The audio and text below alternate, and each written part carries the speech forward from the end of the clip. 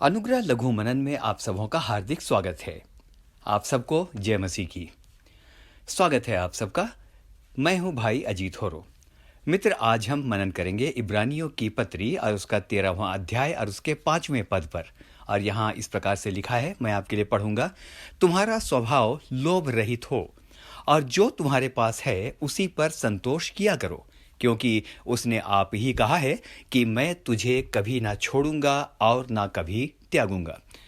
मित्र, हाल में ही मैंने एक घटना सुनी।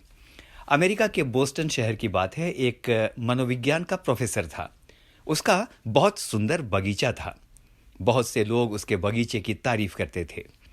लेकिन उस प्रोफेसर को एक बात हमेशा खटकती थी कि उसके घर के बगल में उसके पड़ोसी का भी बगीचा था, और जब भी वो पड़ोसी के बगीचे को देखता तो उस प्रोफेसर को अपना बगीचा बहुत ही सूखा सूखा दिखता था। उसे लगता था कि पड़ोसी का बगीचा बहुत सुंदर और ज्यादा हरा भरा है। यही सोचते सोचते अब वो धीरे धीरे परेशान रहने लगा कि पड़ोसी का बगीचा ज्यादा हरा भरा क्यों है। एक दिन की बात है, उससे रहा नहीं गया। वो पड़ोसी के पास गया, उसे अपनी परेशानी बताई और उससे ये परमिशन मांगी कि वो थोड़ी देर उसके बगीचे में खड़े होकर अपने बगीचे को देखना चाहता है। ओके, परमिशन मिल गई। उसका पड़ोसी भी उसके साथ गया। मित्रों, जब उस प्रोफेसर ने पड़ोसी के बगीचे से अपना बगीचा देखा तो वो चकित रह गया। उसे अपना बगीचा पड़ोसी के बगीचे से ज्यादा हरा भरा और सुंदर दिख रहा था।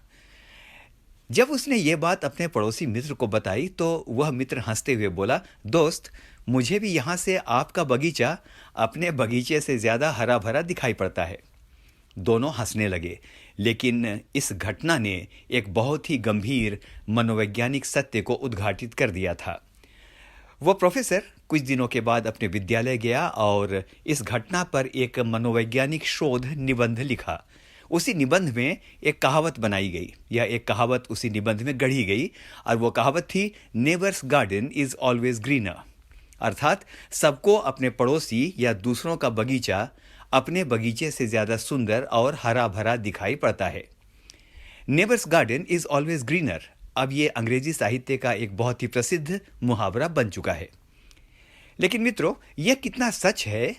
दरअसल हम सबको अक्सर अपनी चीजें कम अच्छी लगती हैं और दूसरों की चीजें ज्यादा अच्छी। दूसरे की संपत्ति, दूसरे का घर, दूसरे का मोबाइल, दूसरे की कार, बाइक, दूसरे की स्त्री या पुरुष, दूसरे की नौकरी, कुछ भी हो सकता है।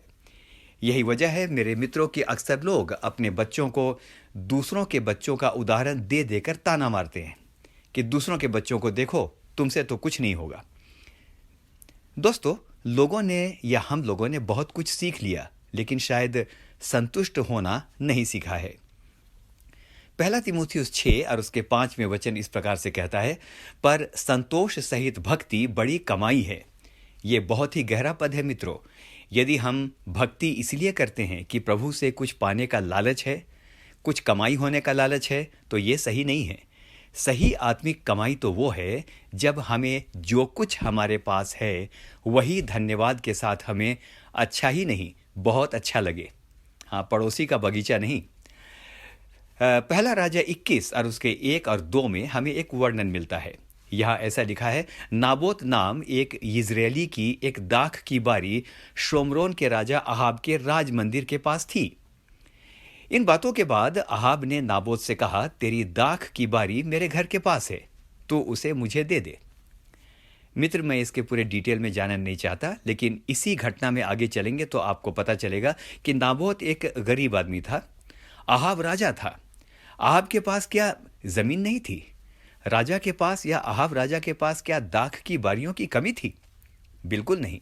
लेकिन मित्रों, वचन बताता है कि नाबोत के मना करने के बाद भी राजा अहाब और इजेबेल ने उस लाचार और गरीब नाबोत की हत्या करवा दी और अपने ऊपर भयंकर शाप को लाया। दाऊद राजा भी अपने सैनिक की पत्नी की लालसा कर बैठा और उसका पतन हुआ। आइए मेरे मित्र, जो कुछ हमारे पास है ना, उसके लिए सच्चे दिल से इसी समय जब इस मनन को सुन रहे हैं, प्रभु का धन्यवाद करें। दूसरे का बगीचा ना देखें, सच्चाई तो ये है कि आपका बगीचा भी उतना ही हरा और उतना ही सुंदर है जो प्रभु ने आपको दिया है। अपने जीवन स्तर के लिए प्रभु का धन्यवाद दें। रिपीट करूंगा, अपने जीवन स्तर के लिए प्रभु का धन्यवाद दें, क्योंकि इस संसार में मिलियंस एंड मिलियंस ऐसे लोग हैं जिनके पास कुछ नहीं है और वे आपकी तरह जीवन जीने के तरसते हैं। आप बहुतों और बहुतों से बहुत अच्छे हैं। मित्र, पता है हमारे घरों में शाप क्यों है? क्योंकि हम शायद बहुत बार दूसरे का घर देखते हैं। अपने घर को ब्लेस करें, अपनी कलीसिया को ब्लेस करें, अपने पासवान को ब्लेस करें, अपने बच्चों, अपनी पत्नी, अपने पति को ब्लेस करें, और हम देखेंगे कि आकाश के झरोखे हमारे लिए खुल गए हैं और अपरंपार आशीषें हम पर उतर रही हैं।